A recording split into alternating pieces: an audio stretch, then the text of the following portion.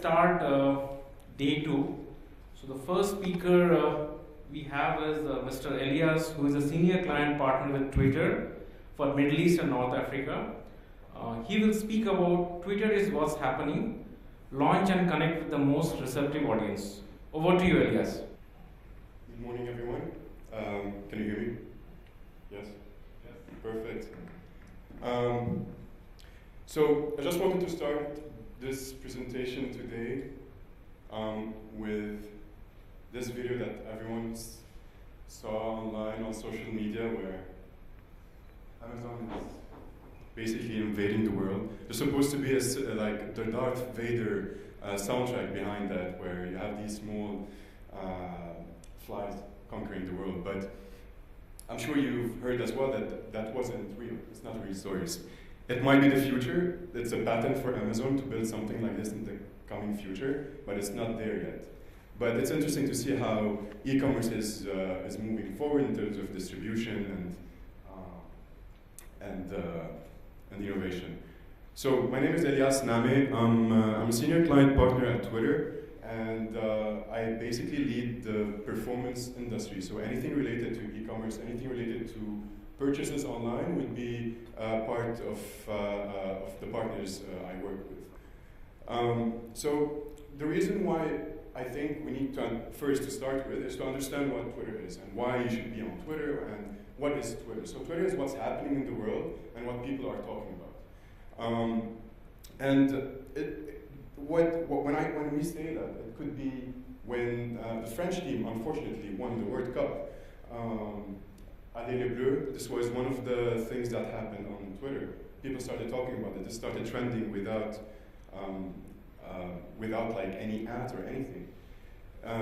Or the Neymar thing, like this meme that started with people making fun of Neymar whenever he falls while playing football and he's acting a lot. The reason why I'm showing you that is just to tell you that Twitter is not the kind of platform where it's a look at me kind of platform, which is fine. It's fine to have a platform or to be on a platform where it's a look at me platform, but Twitter is not that. Twitter is a look at this kind of platform. Look what's happening around me, look what's happening in the world. It's more about what's happening around us rather than taking pictures of or selfies. It would be very weird if you tweet a picture of yourself on the beach and you're on Twitter. And when people go to Twitter and when users are using the platform, they're in a discovery mindset. So they would be on the platform to see what's happening, as I said before, and it's a public platform. It's very different than other platforms where it's not public. It's more conversational. Everyone can see the tweets. Even if you're not a Twitter user and you go to the app or to the website, you can see all of the tweets from different people. So it's an open platform and it's a discovery platform. And what's interesting about this is that when you're on a platform where you're trying to discover new things, you're open-minded and you're in a discovery mindset. We've done a study to see if the users they influence other people. Are they receptive as well, and do they drive results? And with what we've found in Saudi Arabia, more specifically in Saudi Arabia, I will cover other than Saudi Arabia today, but in Saudi Arabia, 22% of Twitter users are more likely to be influential. People that are the friends of people who are on Twitter are always looking at their friends, what they're posting, what they're tweeting, what they're talking about. So they're much more influential. And when it came to receptiveness, it's really hard to measure if people are receptive when they're on a platform. So please don't be scared. I'm going to show you something. That's not how we treat people. So we did this neuroscience study where we used this mask to see how people are reacting when they see tweets on Twitter, or when they see ads, or when they see where do they look. So just to better understand how the human mind is functioning when you're looking at Twitter. Again, we don't use these masks at the office or anywhere else. So number one finding was ads on Twitter are associated with more positive emotions. And the reason for that, when ads appear on Twitter, they're a bit more you wouldn't know it's an ad. It's more, it goes with the flow, it goes with the feed. Number two is Twitter users, they remember more specifically details of ads compared to other social media platforms. So we were comparing the neuroscience research that we did. We were comparing with different platforms, and we saw that people are they remember the ads more. So, and number three is users find ads on Twitter more native and consume them the same way they consume non-advertised content. So anything that's native on the platform is consumed in a very different way, which looks like it's user-generated. So these 3 points show that it is a receptive kind of platform, and users are reacting, and because they're in an open mind and they're in a discovery mind kind of behavior on the platform, so they're very receptive, and that's why we can measure that results. 31% of people, our users on the platform, are showing better results than non-Twitter users. So your most valuable audience are on Twitter when they're most receptive. Again, we're covering why they're receptive, and again, why they go to a platform where in a discovery mindset, they want to understand what's happening, they want to show what's happening. It's not about themselves, it's about what's happening around them. So why not start with them? And for us, start with them is start with the people on the platform, start with what's happening, how these people are behaving. And to better understand more, so I didn't want to come today and to talk about ads and how e-commerce are creating ads and strategies, more to understand the behavior of people when they're on Twitter. Are they in a mindset where they're willing to purchase something, or they're just there to tweet? So we did a study in 15 markets, from APAC to KSA to UAE. So we interviewed 7,000 people, 500 per country, 350 Twitter users, and 150 non-Twitter users between the age of 18 and 55. Just to better understand how are these users behaving when it comes to e-commerce. And there were 3 findings, but before that, we wanted to understand what matters most to users when they're using an e-commerce platform, something online, a platform online, a website online. The 3 most important things are the transaction in this region should be a safe transaction, obviously. And this is one of the things that we see a lot in Saudi Arabia, where cash on delivery is very high. Everyone is doing cash on delivery because they don't feel safe when they're ordering. So number 1 is transaction safety. The high quality of products.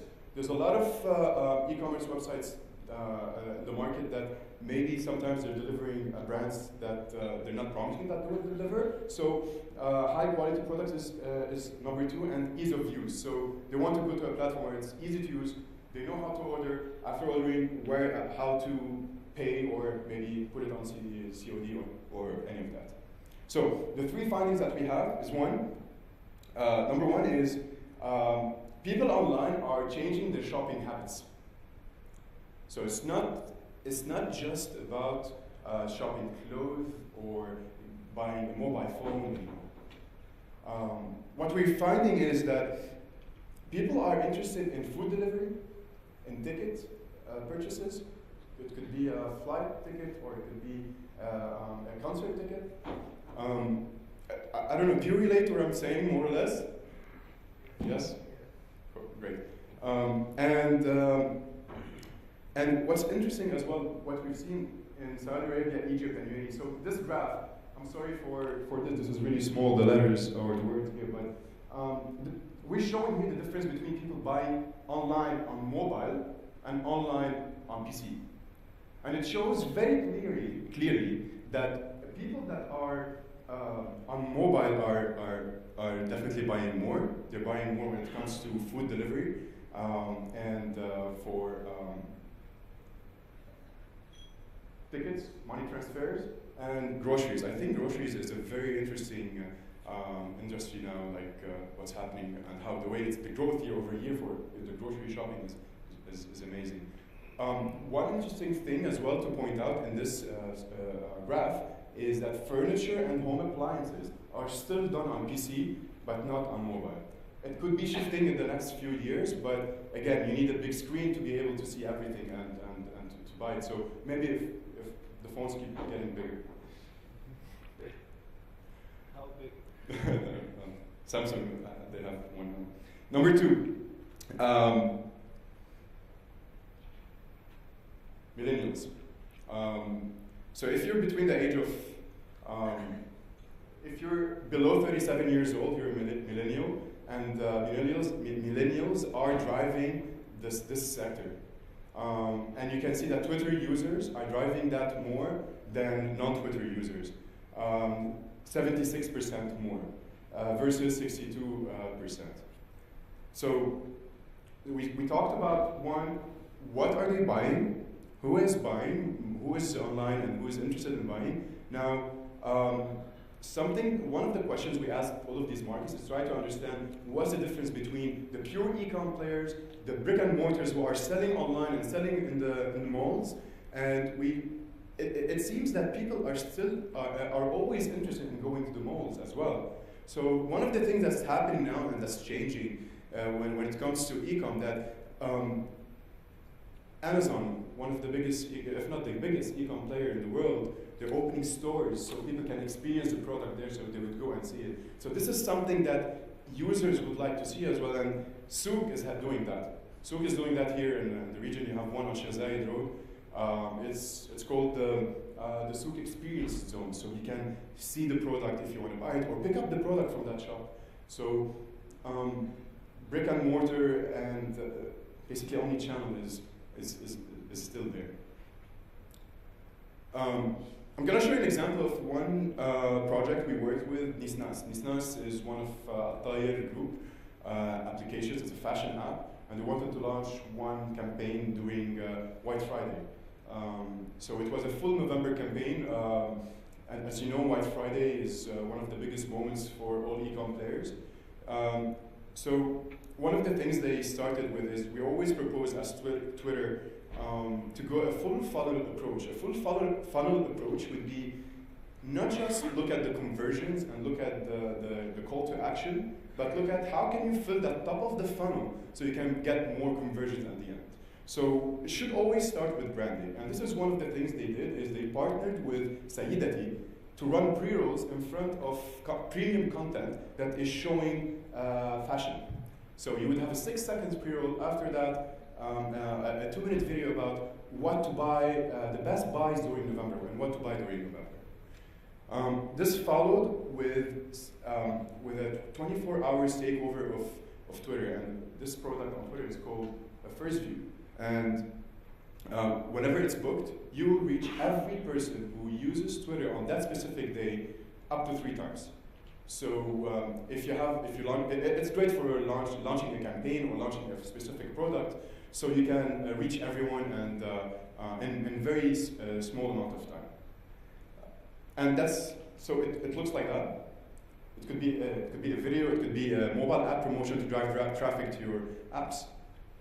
And that's combined with a promoter trend. Promoter trends are, whenever you want to be trending, be top of the trend, you'll have one trend, for example, in this case it's Yalla Nisnas, which drives to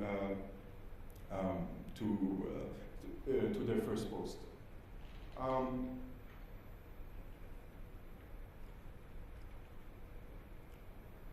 And knowing that Nisnas is mobile first and their app is their priority, they launched a mobile app promotion targeting very specific users who already watched the video.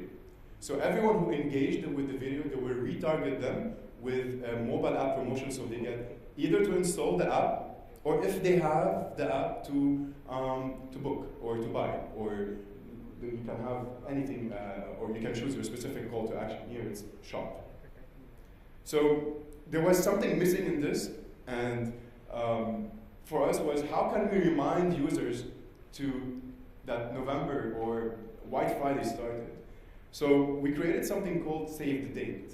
And Save the Date was every time someone retweeted one of their ads or one of their tweets, and that tweet would be showing a specific product, what would happen is on the launch day, they will receive a reminder saying, let's let's say shoes, black shoes just launched on Misnas. If you're interested in it, it's now on the website for 50% or whatever. So they would retweet,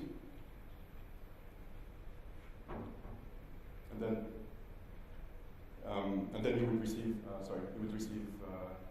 a reminder that it's launched. So it's a very nice way to stay in touch with your users and the brands with all of the customers. At the same time, there's the always-on strategy. So the always-on strategy would be to always work on the acquisition and retention plan, making sure that people that are acquired are always shown specific product based on their past purchases. So just to recap, 3 points. Twitter users are influential, receptive, and they drive results. Food delivery, ticket, money transfer are mainly purchased on mobile in the MENA region. And three trends to keep in mind as part of number 3. People online, the shopping list is changing. It's not clothes anymore or mobile phones. Millennials are driving the sector, and e-com are still leveraging the brick and mortar approach, because we're seeing users, and I can think of myself, like I would visit a shop before buying online. So these would be my 3 things. That's it for me today. I'm gonna be around, so if you have any questions, I'll be happy to talk to you. Thank you very much.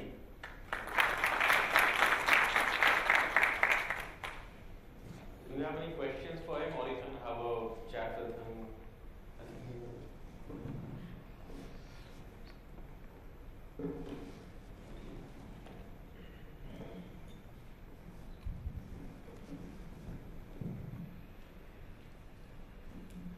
I have a small question for you. Yesterday there was a big debate on customer experience, and every e-com business is wanting to track every movement of customer or prospective customer. I use a funny example. There was a day I wanted to buy a cheap jacket, and for the next 6 months, all cheap jackets kept being pushed into my mailbox. Now, I personally have been a fan of Twitter's analytics and the way you handle stuff. How can one integrate the analytics that you're getting from other sources and the ones that you get from Twitter to find a balanced approach in your marketing campaign? Thanks for the question. Very interesting question. It's a bit technical, but I'm gonna go for it. There's definitely, so it depends if it's, we all get that. Like sometimes you might buy a gift for, let's say, your kid, and you keep getting toys, ads, and for no reason. Like, it's good to keep buying gifts for your kids, but at some point it needs to stop somewhere. So whenever you're using the Twitter dashboard or Twitter ads, we always suggest to use something called an ads API. An ads API would be like, I'm gonna give an example, would be like the fast car of building ads. Or you can imagine the brand I'm talking about. So, and when you have the ads API integrated on the dashboard of Twitter, you will be able to track better. You'll be able to target in a better way. And when I say track and target, track would be track all of the funnel, all of the customer experience funnel through the website, or it could be having an SDK on the mobile app, so you would see exactly where they're stopping before purchasing. Maybe they reach the credit card and they stop there and they don't do anything. You want to understand why this is happening, or you want to target specifically these users that are landing on the credit card page and not doing it and not moving forward, and to reach them again. So using an ads API would definitely help. Having obviously pixels and SDK on the mobile app will help you as well. So, and the interesting thing about ads API, you can target users based on if it's raining, for example. And if it's raining, ads will launch automatically. Well, it's not really relevant for this reason, right? Region. But you can go as specific as weather, or you can go as specific as like the World Cup last year, World Cup last year, we had one of our partners who launched a campaign based on every time someone is scoring. So you would launch, and you would show specific ads when someone is scoring, like let's say a jersey or a T-shirt for, unfortunately, the French team. If there's anyone French, I'm sorry, but I would definitely suggest Ads API. Have an SDK on your mobile app and track through your pixels. That would definitely help. Thank you. Another small one. That's more of a cheat sheet. For startups who are just growing, who don't have budgets to spend on paid social media advertising, how do they squeeze maximum value out of Twitter?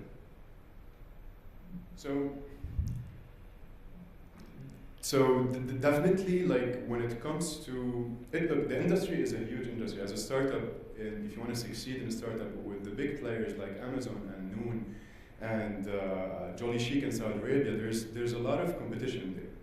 And to break through the clutter, I think it's really important to be localized, to be local, and to be always, like for Twitter, you need always to keep tweeting your, as like the brand, to have a brand voice as well. Not just tweet offers, but create that ambassadors or that community where people will follow you. And when start following you, it shouldn't be always offers, keep that in mind. Even though they're attracted to offers in the Saudi market or in this market, they would buy it instantly. But create that community first, be localized, and make sure that one of the most interesting things when it comes to e-commerce is loyalty. Like, what will you do to make sure that this user is coming back to you?